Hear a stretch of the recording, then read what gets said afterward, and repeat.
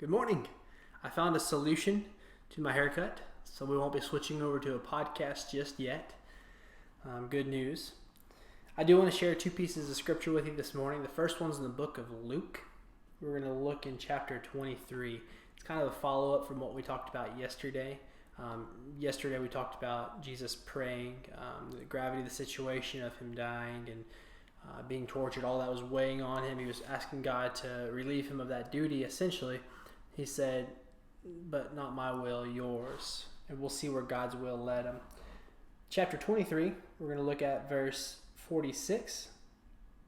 Then Jesus, calling out with a loud voice, said, Father, into your hands I commit my spirit. And having said this, he breathed his last. We're going to flip over to the book of John real fast. Chapter 19. Mind you, the book of Luke, the book of John, tell the exact same story. They're both the life of Christ, just from a different point of view. Two different people writing, so it's two different perspectives. So chapter 19, this is right at the end of Christ's life as well. He's hanging on the cross.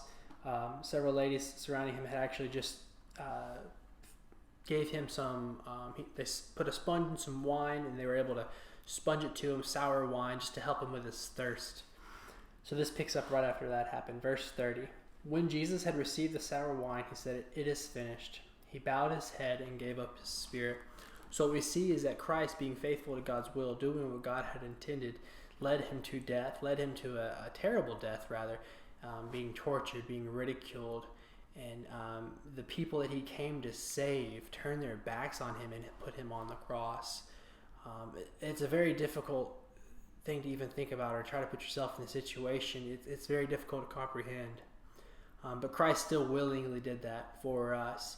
So two things I want to reflect on. First is that love. My goodness, to step out of heaven, to come down to this earth and to endure the kind of hatred and the kind of pain that he had to, along with the other human emotions that we have from sorrow to sadness. All of that he chose to endure ultimately because he loves us and he wants that relationship with us. The second thing I want to look at is his power. Even in his last moments alive, hanging on that cross, it doesn't say that finally life escaped him or he died or bled out or whatever it might be, suffocated.